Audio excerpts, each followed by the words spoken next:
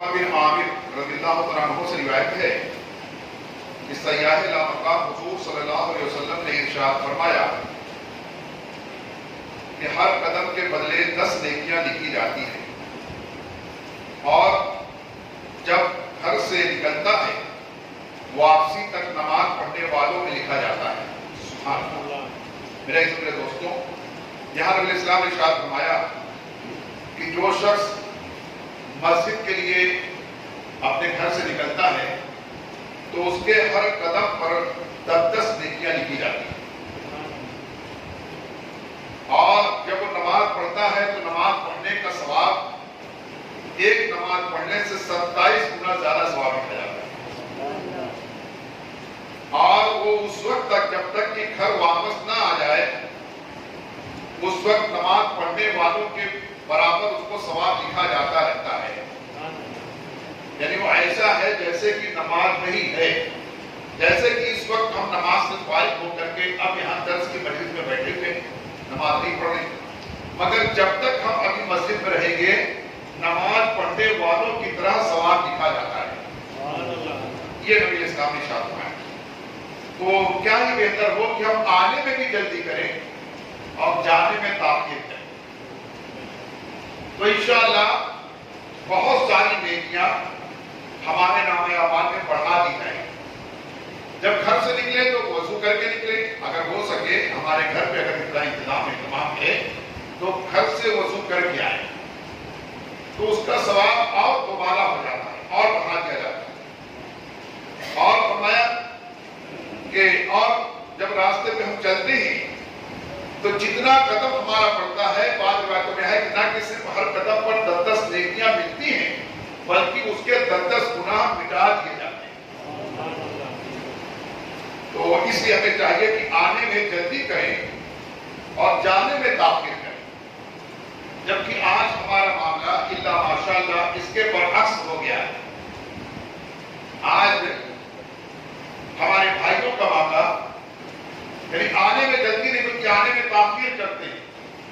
بھلے سے بیٹھ کر فری رہیں گے، فرصت میں رہیں گے، ابھی تو اتنا بجا ہے کہ تو 5 منٹ باقی ہیں، 5 منٹ بھی ایسا بات کرتے ہیں جیسا بھی 1 گھنٹہ باقی ہے، ابھی تو بہت ٹائم ہے، ابھی تو 5 منٹ باقی ہے۔ ابھی آتے آنے کے بعد پھر استجا باہر وضو کرتے کرتے معلوم پڑا جماعت ہی چھوٹ جائے۔ اس لیے ہمیں آنے میں جلدی کرنا چاہیے، اور جانے میں تو کبھی امام صاحب اگر لمبی سورے پڑھا دیے تو بعض اوقات لوگوں کو گرا ہو جاتا ہے اور امام پر تان کرتے ہیں کہ امام کو کیا، وہ کچھ کام کرتا تو ہے ہی، لمبی صورتیں پڑھاتے ہیں، ان کو کیا پتا ان کو کتنا ضروری کام ہے۔ اور کوئی تو ماشاء اللہ اس طرح سے بدگمانی کرتے ہیں کہ آج جان بوجھ کر کے وہ لمبی پڑھائے، آج ان کو کام تھا نا اس لیے جان بوجھ کر کے لمبی پڑھائے، کوئی ایسا نہیں کرتے بدگمانی۔ تو یہ ہماری اچھی مجلسوں سے دوری کا نتیجہ ہے کہ ہم ہر طرح سے خسارے میں جا رہے ہیں، نقصان میں جا رہے ہیں ہر طرح سے۔ لہذا ہمیں چاہیے کہ ہم اچھی مجلسوں کی، اچھی جماعت کی، اچھے فضل کی قدر کریں اور وہاں جلدی پہنچنے اور زیادہ وقت دینے کی کوشش کریں۔ انشاءاللہ اگر یوں ہی بیٹھے رہیں گے، نماز سے فارغ ہو کر یوں ہی بیٹھے رہیں گے مسجد میں، تب بھی فرمایا کہ ہر سانس کے بدلے دیکھی ملتی ہے۔ اس لیے ہمیں چاہیے جلدی آنے کی کوشش کریں۔ سیدنا حضرت ابو ہریرہ رضی اللہ عنہ سے روایت ہے کہ آقا نعمت حضور علیہ السلام نے ارشاد فرمایا کہ مرد کی نماز مسجد میں جماعت کے ساتھ گھر اور بازار میں پڑھنے سے 25 گنا، ایک روایت میں ہے کہ 27 گنا زائد ہے، 27 گنا زیادہ ثواب کا مستحق بناتی ہے جو مسجد میں آ کے جماعت نماز پڑھتا ہے۔ وہی نماز اگر گھر میں پڑھے گا، بازار میں، دفتر میں، آفس میں پڑھے گا تو ایک نماز کا 1 ثواب ملے گا، لیکن وہی مسجد میں آ کے جماعت سے پڑھے گا تو 27 گنا یا کم سے کم 25 گنا زیادہ ثواب ملے گا۔ اور یہ اس طرح ہے کہ اچھی طرح وضو کر کے مسجد کے لیے نکلا تو جو قدم چلتا ہے اس سے درجہ بلند ہوتا ہے اور براہ ملتا ہے، اور جب نماز پڑھتا ہے تو فرشتے برابر اس پر درود بھیجتے ہیں، اس نمازی پر فرشتے درود بھیجتے ہیں۔ جو نمازی گھر سے وضو کر کے آتا ہے، اول وقت میں آتا ہے، باجماعت نماز پڑھتا ہے،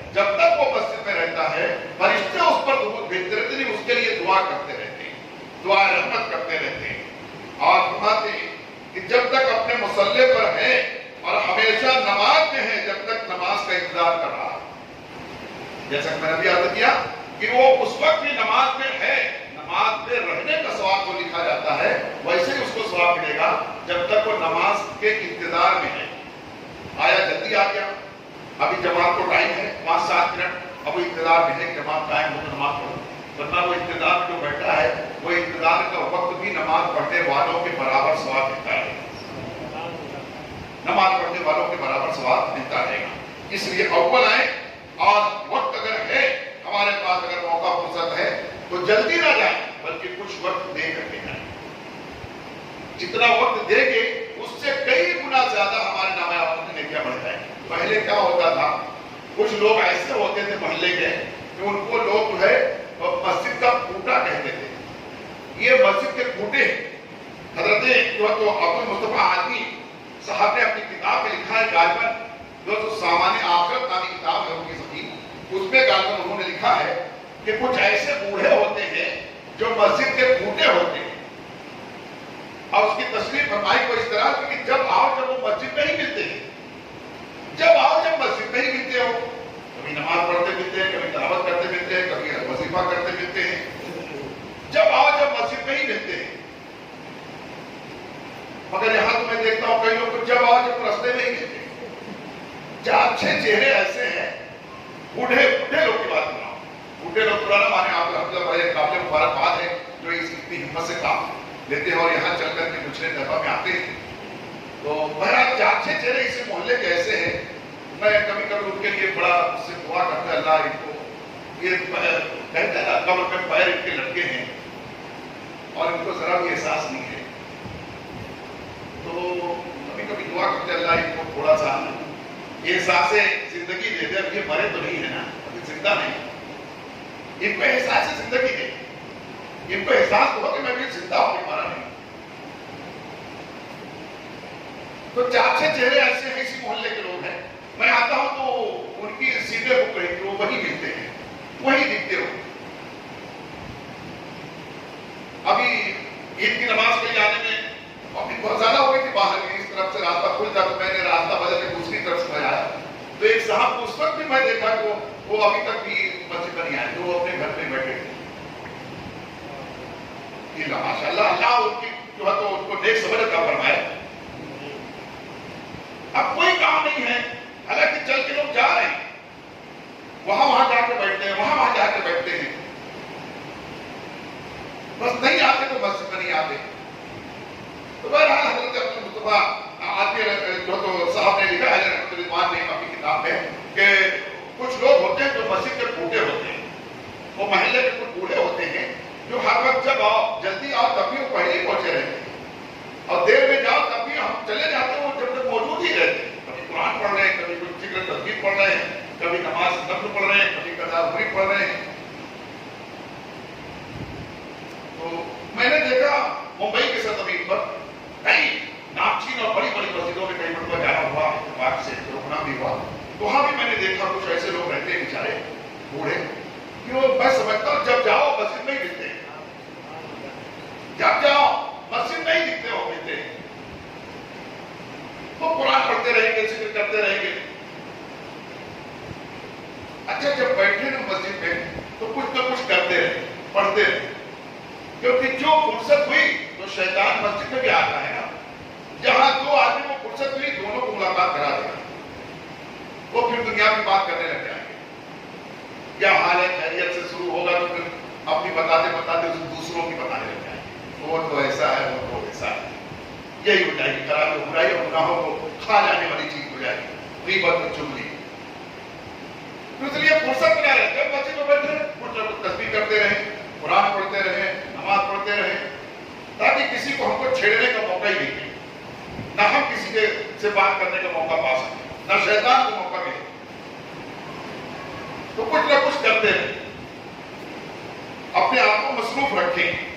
دوپہر میں تو فرمایا اگر جلدی آؤ گے تو جب تک انتظار میں بیٹھے رہو گے کہ ابھی جماعت قائم ہوگی، جماعت قائم ہوگی، فرمایا نماز پڑھنے کی طرح تم کو ثواب لکھا جاتا ہے،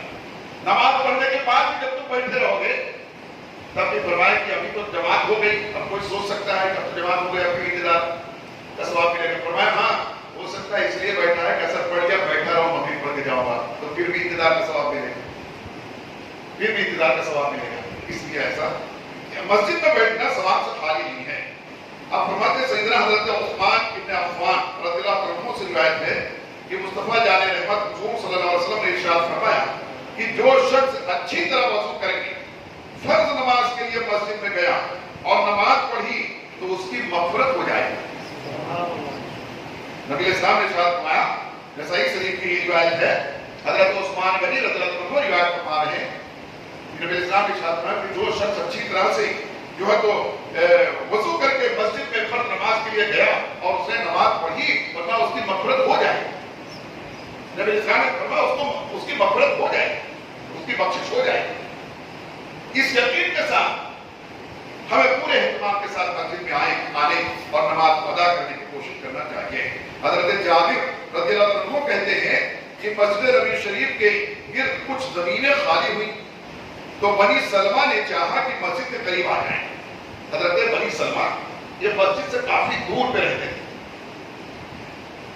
تو ان کو آنے جانے میں تکلیف ہوتی تھی، بارش میں، کبھی دھوپ میں، اندھیرے میں، کبھی فجر میں، کبھی آنے جانے میں دور ہونے کے لیے تکلیف ہوتی تھی۔ بہرحال اتفاق سے مسجد کے قریب کوئی جگہ خالی ہوئی تو انہوں نے لوگوں سے کہا کہ میں وہ زمین لینا چاہتا ہوں، مجھ کو دور سے آنے جانے میں تکلیف ہوتی ہے، میں مسجد قریب آ کے رہ جاتا ہوں تو میرے لیے اچھا ہو جائے۔ انہوں نے اس زمین کو لینا چاہا کہ مسجد کے قریب آ جائیں۔ یہ خبر حضور علیہ السلام کو پہنچ گئی کہ بنی سلمہ جو ہے وہ مسجد کے قریب ایک جگہ خالی ہوئی ہے تو اپنی جگہ پیش کر کے اور یہ جگہ لینا چاہتے ہیں۔ آپ علیہ السلام نے فرمایا کہ مجھے خبر پہنچی، ان کو بلایا اور فرمایا کہ مجھے خبر پہنچی ہے کہ تم مسجد کے قریب اٹھانا چاہتے ہو، تم مسجد کے قریب آنا چاہتے ہو، آ کے بسنا چاہتے ہو؟ عرض کیا ہاں یا رسول اللہ علیہ السلام، ارادہ تو ہے۔ آپ علیہ السلام فرمایا کہ اے بنی سلمہ اپنے گھروں میں ہی رہو، اپنے اسی گھر میں رہو، جانتے ہو تمہارے قدم لکھے جاتے ہیں، تمہارے قدم جتنا دور سے جو چل کر کے آتا ہے اس کے قدم لکھے جاتے ہیں۔ حضور علیہ السلام نے اس کو 2 بار فرمایا، اے بنی سلمہ اپنے گھر میں رہو، اے بنی سلمہ اپنے ہی گھر میں رہو، تمہارے قدم لکھے جاتے ہیں، جو جتنا دور سے جتنا قدم چل کر کے آتا ہے اتنا زیادہ نیکی پاتا ہے۔ اس حساب سے نیکیوں کے لیے تمہیں زندگی ملی ہے نیکیاں کمانے کے لیے۔ مسجد کی محبت اپنی جگہ، مسجد کے قریب آ جانا اپنی جگہ، یہ کوئی بری بات نہیں ہے، مگر نبی اسلام نے اس لیے یہ فرمایا کہ مومن کو نیکیوں کا حریص ہونا چاہیے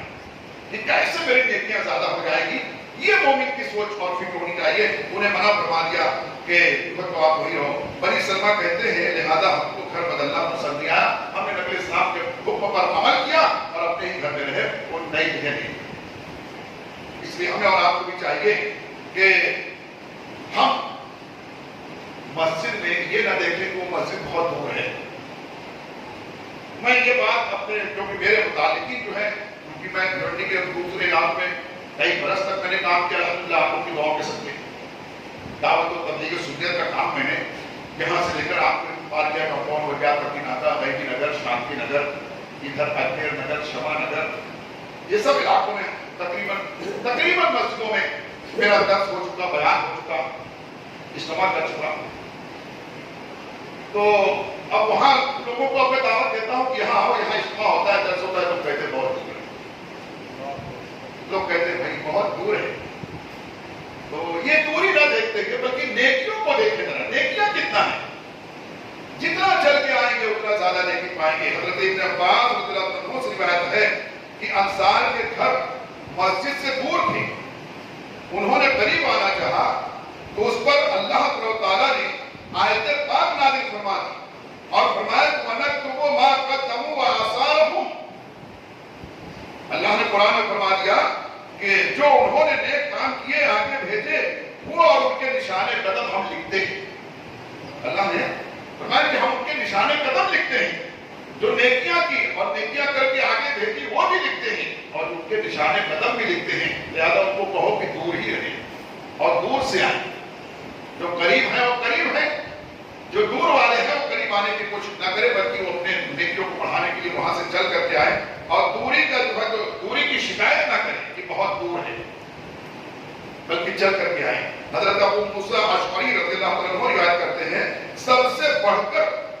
نماز میں اس کا ثواب ہے جو زیادہ دور سے چل کر کے آتا ہے۔ یہاں فرما رہے ابو موسیٰ اشعری رضی اللہ عنہ کہ سب سے زیادہ ثواب نمازی میں سب سے زیادہ ثواب اس کا رہے گا جو زیادہ دور سے آئے گا، جو زیادہ دور سے آئے گا۔ لہٰذا ہمیں دوری اور یہ نہ دیکھتے ہوئے بلکہ ہمت کر کے مسجد کو آباد کرنے کے لیے چل کر کے آنا چاہیے، اپنے گھروں سے نکلنا چاہیے، لوگوں کو رغبت دلانا چاہیے۔ اگر ہمارے اور آپ کے کہنے سننے کی بنیاد پر کوئی ایک بے نمازی بن گیا، انشاءاللہ جب تک وہ نماز پڑھتا رہے گا، اگر ہمارا اس سے پہلے انتقال بھی ہو گیا تو اس کے ہر نماز میں ہماری نیکیاں رہیں گی، اس کے ہر نماز میں ہمارا حصہ رہے گا۔ اس لیے کوشش کر کے زیادہ سے زیادہ لوگوں کو نمازی بنانے کی کوشش کریں۔ دیکھیں کچھ لوگوں نے ارادہ بنایا ہے آج کی رات گزر کے کل بھی گزر کر کے جو شب آنے والی ہے اس میں تہجد کی نماز پڑھ کر کے فلسطین کے لوگوں کے لیے اور بیت المقدس کے لیے دعا کریں۔ تو آپ لوگ بھی ارادہ بنا لیں کہ کل کا دن گزار کر کے شب جمعہ ہے، کل جمعرات ہے، جمعرات کا دن گزار کے جو رات آئے گی اس میں جلدی سے سو جائیں اور تھوڑا سا اگر نیند مل گئی عشاء کی نماز کے بعد پھر جب آنکھ کھلے 11 12 بجے 2 بجے 1 بجے 3 بجے جب کھلے تو تہجد پڑھیں۔ یہ میں آج ہی اس لیے کہہ دے رہا ہوں کہ ابھی سے آپ دوسروں کو بھی کہنا شروع کریں۔ خدا جانے کس کی دعا اللہ کو پسند آ جائے۔ فرمایا رات میں اٹھ کر جب بھی لوگ دوسری قومیں سوئی ہوں اس وقت میں کوئی مسلمان اٹھ کر کے سجدہ کرے اور اللہ کی بارگاہ میں دعا کرے تو اللہ تبارک و تعالیٰ کی رحمت کو غیرت آتی ہے کہ اس کی دعا کو نہ مقبول کرے بلکہ اس کی دعا کو قبول کر لیتا ہے۔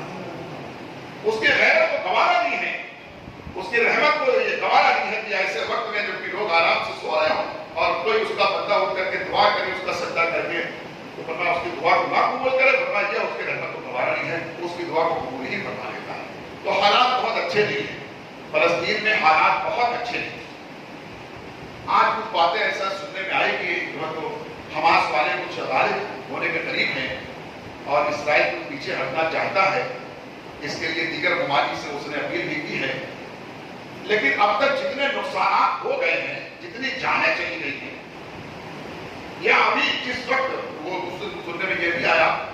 نیوز کے ذریعے معلوم پڑا کہ جس وقت یہ نتنیاہو جو ہے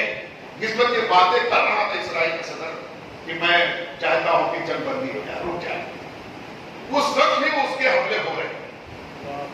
فلسطین میں، اور وہ تو جھوٹے کافر لا اعتبار ہوتے ہی ہیں، کہیں گے کچھ کریں گے کچھ دھوکہ دیں گے۔ تو ہمارے پاس ایک بہترین ہتھیار ہے، وہ ہے دعاؤں کا ہتھیار۔ دعا سلاح المومن، دعا جو ہے مومن کا ہتھیار ہے، اور جب مومن دعا کرتے ہیں تو اللہ کی رحمت سے قبول فرما لیتے ہیں، فرشتے اس پر آمین کہتے ہیں، اور جس پر فرشتے آمین کہتے ہیں اللہ ان کی دعا کو ضرور قبول فرماتے ہیں۔ تو اس لیے تہجد کی نماز، اور میں نے پہلے عرض کیا تھا اس مہینے شوال کے